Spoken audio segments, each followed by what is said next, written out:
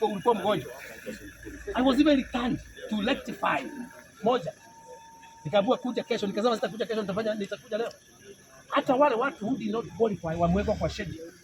Na tumeona hapa wakiitwa. Lakini mimi naondolewa kwa schedule. Hii itakuwa Kenya mpya. Hakuna uchaguzi itafanyika, you will not contest.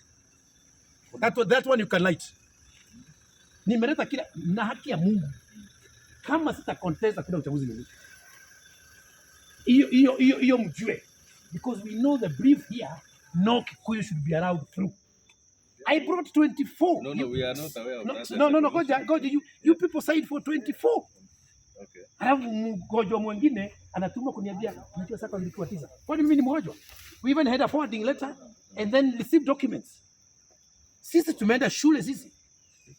I brought 24. Someone is trying to say, and they are saying informally. Kwani huyo, we even have photos.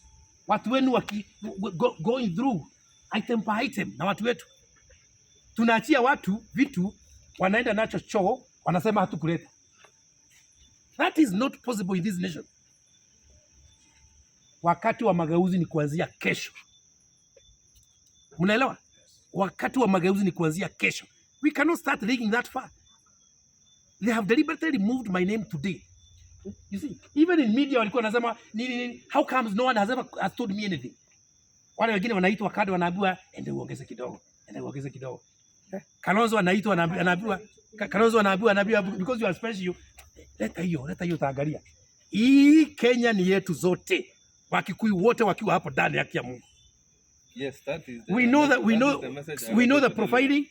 We know the profiling. Nobody is willing to write anything because we have the papers.